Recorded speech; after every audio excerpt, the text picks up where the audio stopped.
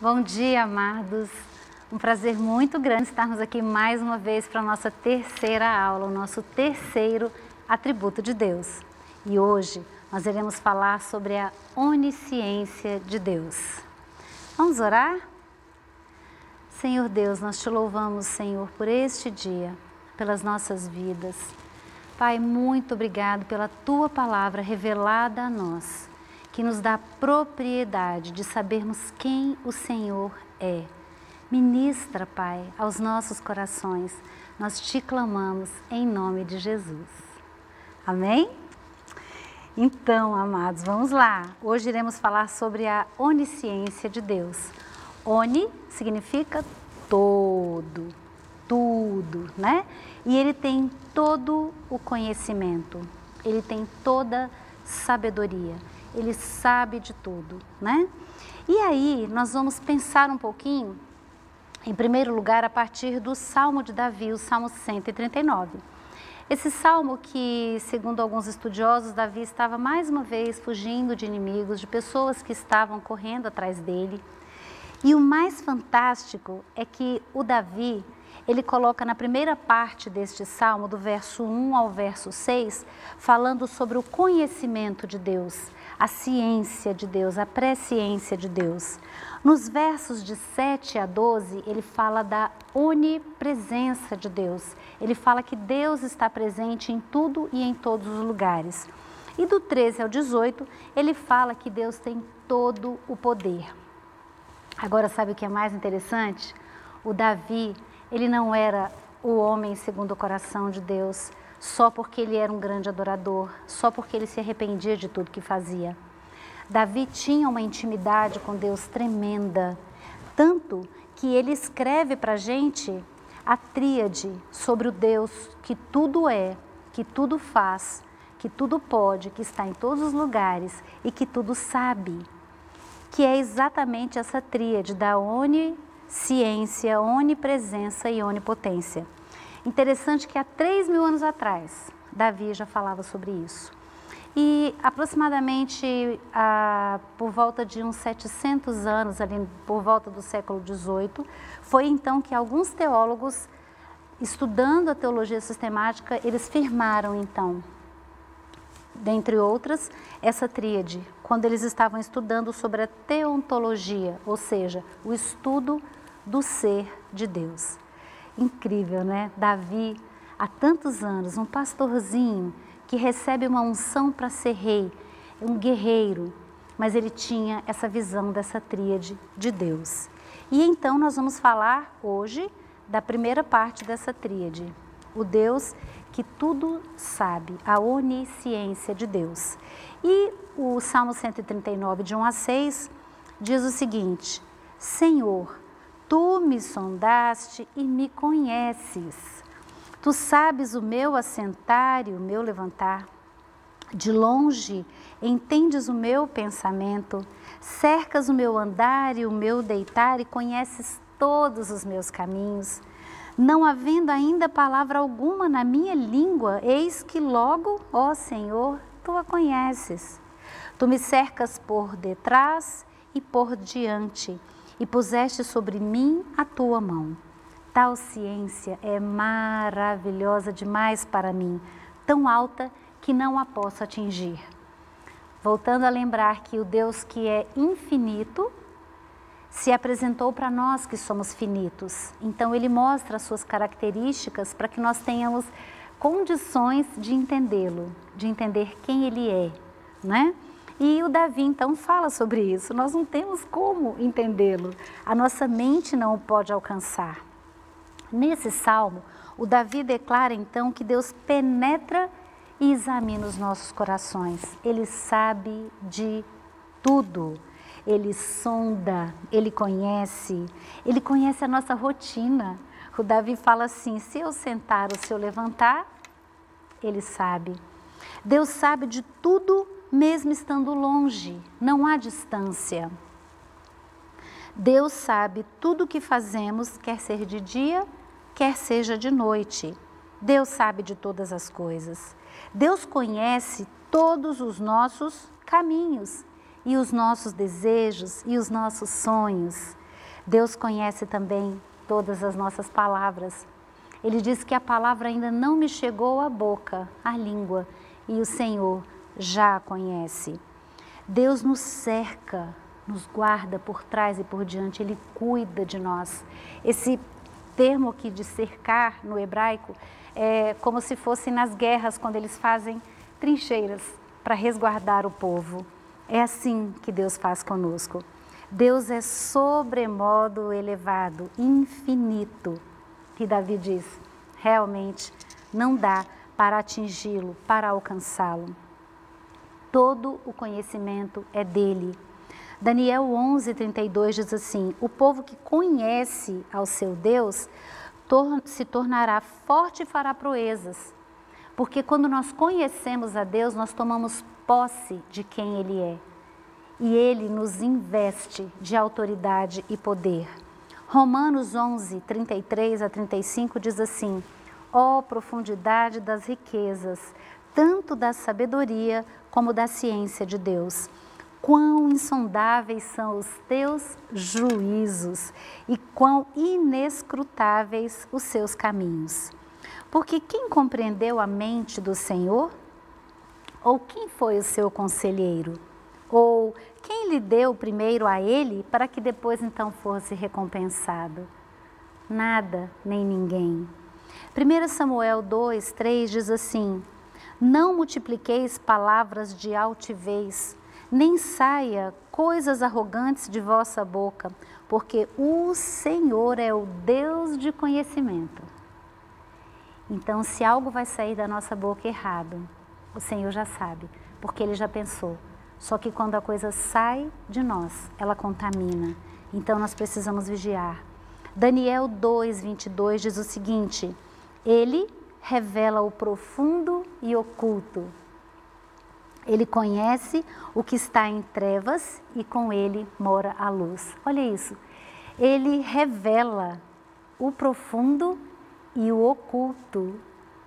Que tremendo, que profundo que é. Salmo 139:6 diz: tal ciência é maravilhosa para mim, tão alta que não posso atingir. Hebreus 4:13 diz: e não há criatura alguma encoberta diante dele, porque ele sabe tudo, ele vê tudo, ele percebe tudo. Antes de todas as coisas, ele já sabe de tudo. Ezequiel 11:5 diz: assim diz o Senhor, assim haveis falado, ó casa de Israel, porque quanto às coisas que vos sobem ao espírito, eu as conheço. Tudo, tudo.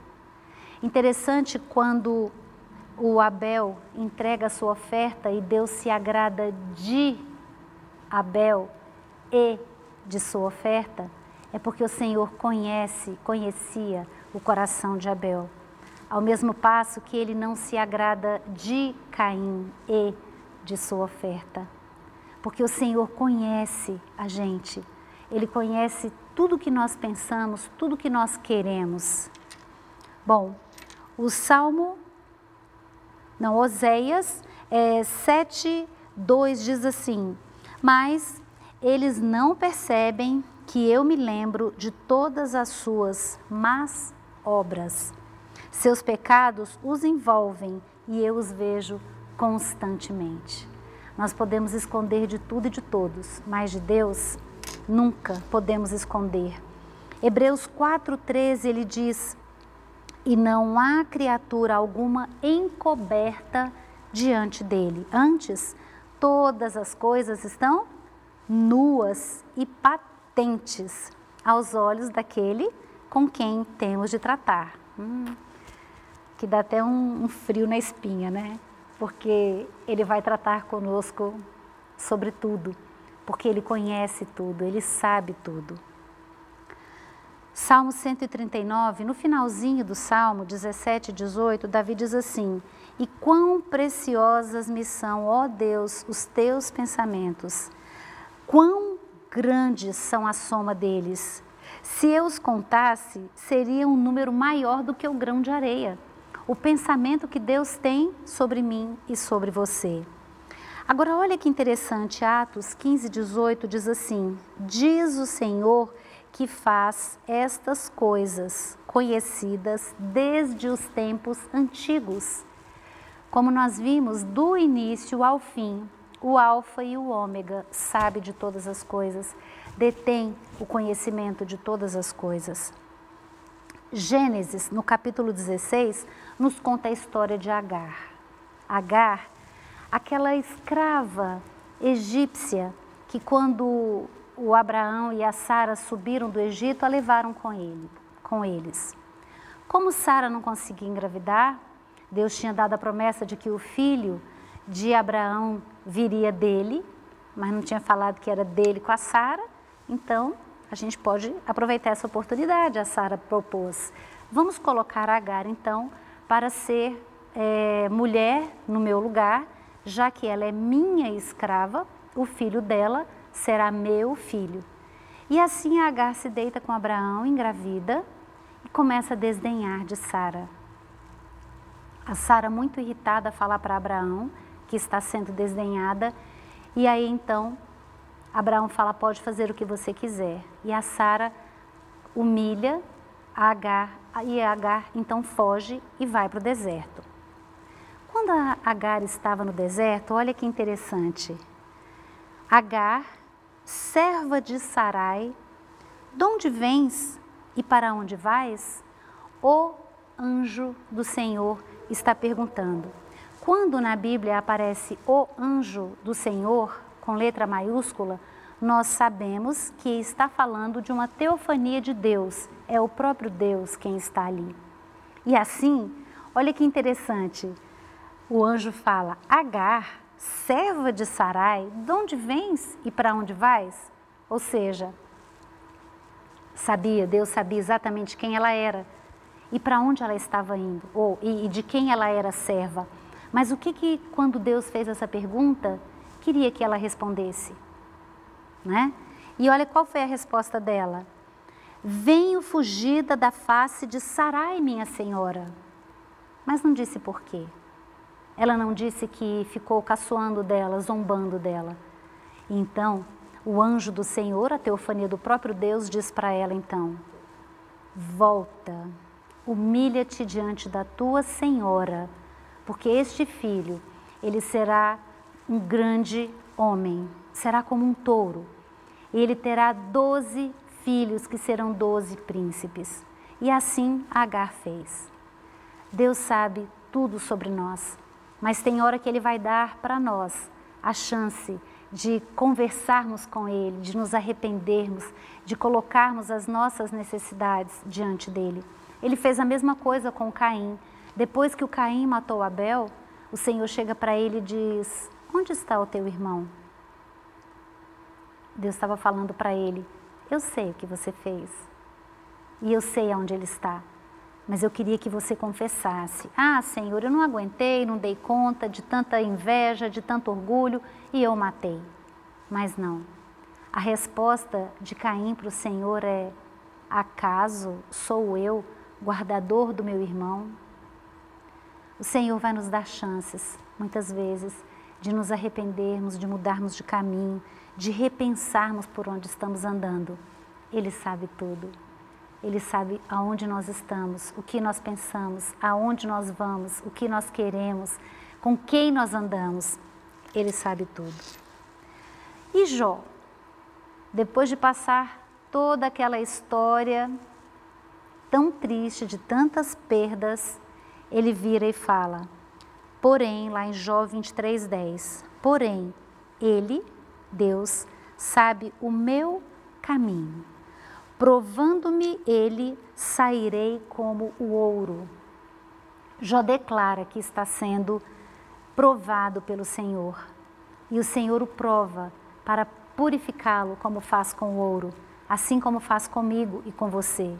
Interessante que em vários momentos na Bíblia nós vamos ver alusões de metáforas que o Senhor usa para nós entendermos que Ele nos trata como esses objetos ou coisas. Por exemplo, a ovelha que tem que ser tosquiada, que tem que se tirar os rabichozinhos, né?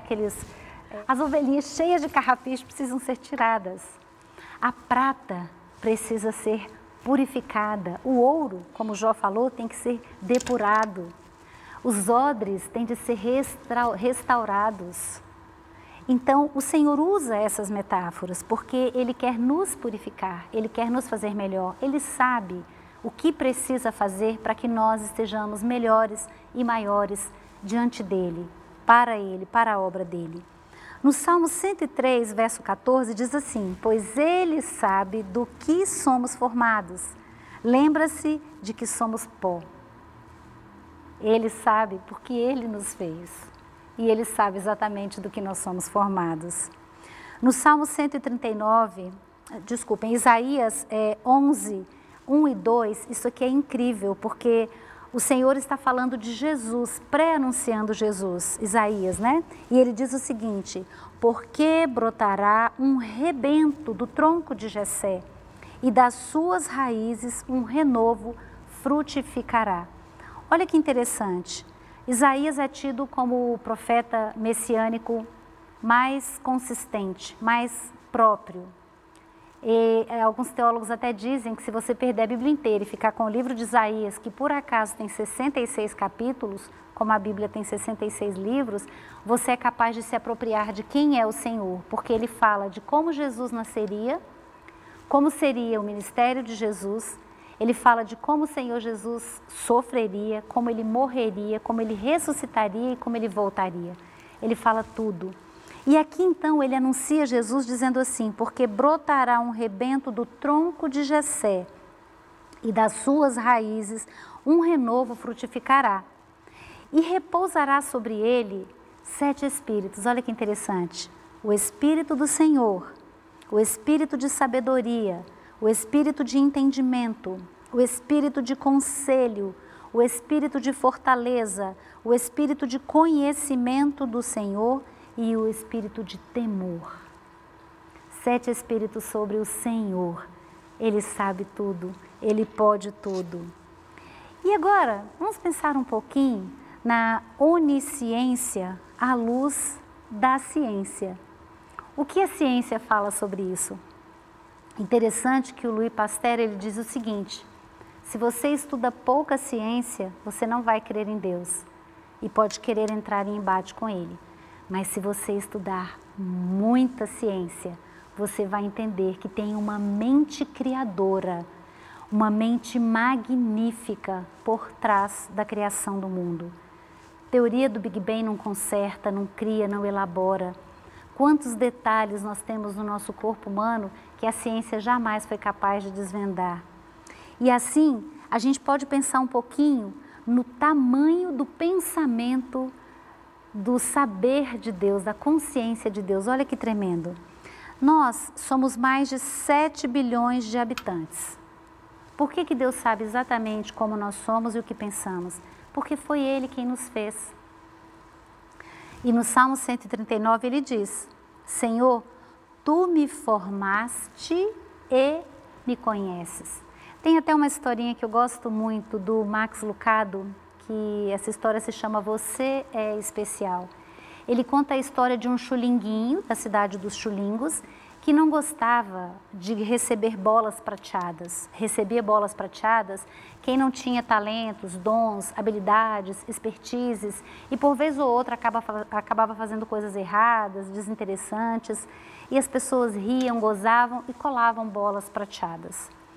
O Max, coitado, tinha muitas bolas prateadas, mas ele não queria nem bolas prateadas e nem estrelas douradas, que era o que as pessoas davam para quem fazia boas coisas, quem fosse bons artistas. Mas um dia o Max se encontra com uma menina chamada Lúcia e ela não tinha nenhuma bola prateada e nem uma estrela dourada. E o Max pergunta para ela: Oi, como que você não tem? E ela disse: Tá vendo aquela casinha lá em cima do morro? Vá lá e você vai descobrir por que é que eu não tenho e você também pode ficar sem. E o Max pensou e resolveu ir. E subiu o morro e quando ele chegou lá era uma casa muito grande. E ele, um chulinguinho, um boneco de madeira, entra nessa casa. E na hora que ele entra, ele vê que a casa era muito grande. A escrivaninha era gigantesca. E na hora que ele abre a porta e entra pé por pé, ele escuta assim, Max? E ele assustado diz, oi? E um homem bem grande, bem lindo, o pega e o coloca sentado em cima da mesinha e fala, oi Max, tudo bem? E ele, sim, tudo. E ele, quantas bolas prateadas, hein? Pois é, mas eu não quero essas bolas prateadas. O que eu faço para me livrar delas? E aí ele olhou para ela e disse, para o Max e disse, você é especial. E ele, ei, mas espera aí, como é que você sabe o meu nome? Porque fui eu quem fez você. E assim, o Max se encanta com aquele carpinteiro, aquele homem maravilhoso que o fez, tão cheio de ternura, de amor, de cuidado. E aí ele começa a falar para o Max, você é único, eu te fiz de uma forma sobremaneira tremenda, você é maravilhoso. Eu desenhei o seu nariz, desenhei os seus ouvidos, desenhei todo o seu corpo. E você é especial. Venha aqui mais vezes conversar comigo, venha me conhecer mais. E assim, o Max diz, tudo bem. E ele desce da mesinha e vai indo para casa, voltando para casa. Quando ele sai da casa do carpinteiro, ele pensa com ele mesmo, aquele homem gostou de mim e disse que eu sou especial. E eu acho que eu sou mesmo. E uma bolinha prateada cai. É simplesmente fantástico. Ninguém pode nos rotular. Ninguém pode dizer o que somos, o que temos de fazer, a não ser o nosso Deus. Porque é Ele quem nos conhece, Ele quem nos fez. Assim, amados, o Senhor conhece todos os pensamentos. E se nós somos 7 bilhões de pessoas, e se cada pessoa pensa em média 30 mil pensamentos por dia seria 210 bilhões de pensamentos. Mas o nosso Deus conhece todos, todos. Salmo 139, 4. Ainda a palavra não me chegou à boca, e o Senhor já conhece toda. Quantas estrelas existem? Segundo o Instituto Nacional de Pesquisa Espacial, existem 10 sextilhões de estrelas. 10 sextilhões de estrelas. Imagina que número é esse. E o que é que o Salmo 147, 4 e 5 diz? Conta o número das estrelas, falando de Deus. Ele conta o número das estrelas e ainda chama todas elas pelo nome. 10 centilhões de estrelas. Grande é o nosso Deus e de grande poder, e o seu entendimento é infinito. Quantos litros de água tem no universo? Segundo o Instituto Nacional de Pesquisas Espaciais, eles dizem que existe 1 sextilhão, 260 quintilhões de litros d'água no universo. Agora, olha que lindo que Isaías fala no capítulo 40, verso 12. Quem mediu as águas na concha da sua mão? Ou quem deu medida ao céu em palmos? Ele mediu o céu a palmos e na concha da sua mão ele mediu os oceanos. Como assim? Esse é o nosso Deus, onisciente, sabe todas as coisas. Jó também diz o seguinte, olha que coisa linda. Acaso você sabe como Deus comanda as nuvens e faz brilhar os seus relâmpagos? Você sabe como ficam suspensas as nuvens, essas maravilhas daqueles que têm perfeito conhecimento? Como é que as nuvens ficam presas lá no céu? Como que os relâmpagos acontecem? Ele faz tudo, Ele sabe tudo. E eu queria pensar um pouquinho com vocês na vida de Pedro e na relação de Pedro com Jesus. Nós somos parecidos com Pedro. Nós trabalhamos muito aqui na igreja que nós somos improváveis, assim como Pedro era improvável. um pescador, dono de uma empresa de pesca, um homem chucro, mas um homem muito determinado. Ele precisava ser lapidado. E assim, a gente vê que no primeiro encontro que ele tem com Jesus, o Senhor fala para ele, joga a rede. E ele fala, mas Senhor, de mar entendo eu, né? Eu passei a noite inteira pescando e não peguei nada. Mas o Senhor sabe aonde estão os peixes, porque Ele os cria e Ele os coloca lá, um por um. E assim, o Senhor sabia e deu as coordenadas a Pedro, tanto na primeira pesca maravilhosa, quanto na segunda pesca maravilhosa. Outra coisa, o Senhor Jesus conversando com Pedro disse assim, Pedro, Satanás requereu a sua alma para te peneirar, mas eu vou interceder por você. Ele sabia de tudo antes que as coisas acontecessem. Depois, ele diz a Pedro assim, quando ele pergunta, os outros estão dizendo o que sobre mim? Ah, o Senhor é o Elias, o Senhor é o João Batista. E aí Jesus vira e fala, e vocês, o que dizem que eu sou? Né? E aí todo mundo meio perdido e o Pedro diz, tu és o Cristo, Filho de Deus. E Jesus fala assim, você está dizendo isso porque o Espírito Santo de Deus te disse. Ou seja, ele não tinha capacidade de ter esse entendimento. Mas olha que interessante, nesse momento, Pedro diz para Jesus que ele, não sei os outros, Senhor, mas eu iria com o Senhor até a morte. Eu morreria pelo Senhor. E o Senhor Jesus olha para ele e diz, Pedro, hoje, antes que o galo cante, tu me negarás 3 vezes. Preste atenção, o Senhor Jesus disse que ele negaria, diz quantas vezes ele negaria e ainda diz a hora que ele negaria. O Senhor Jesus sabia tudo, sabe tudo. E aí lá em Lucas 22, 61 e 62 diz, depois que ele negou Jesus, e virando-se o Senhor olhou para Pedro, e Pedro lembrou-se da palavra do Senhor, como lhe havia dito, antes que o galo cante, hoje tu me negarás 3 vezes. E saindo Pedro para fora, chorou amargamente. Imagine que o Pedro foi seguindo Jesus de largo, tanto Mateus como João falam isso. Ele já não estava caminhando juntinho com Jesus quando eles desceram do Getsêmani. Ele se aquenta ali na frente de um braseiro e fica escondido, meio camuflado. Os outros discípulos todos já tinham sumido, todos se esconderam, estavam com muito medo. Mas nessa hora que ele nega, Jesus está voltando novamente para o Sinédrio e quando ele está entrando, ele olha para Pedro, como quem diz, lembra? Eu não te falei? E Pedro sai desesperado. Agora, amados, depois que isso acontece, Pedro não se achava mais no direito. Por isso que quando Jesus aparece a Maria Madalena e as outras Marias, ele diz para avisarem aos discípulos e a Pedro que ele queria encontrá-los na Galileia. Imaginem Pedro saindo de Jerusalém e voltando para Galileia, uma média de 150 quilômetros, aproximadamente 5 dias de viagem, pensando nisso. Por quê? Porque o Senhor Jesus foi condenado e o Pedro não estava lá.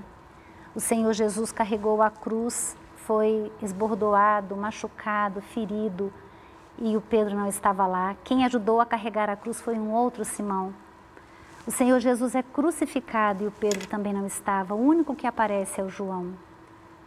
O corpo do Senhor Jesus foi tirado. José de Arimateia e outros homens o tiram e o embalsamam correndo para poder colocar no túmulo. Pedro não sabia nem onde era o túmulo. Ele não estava lá.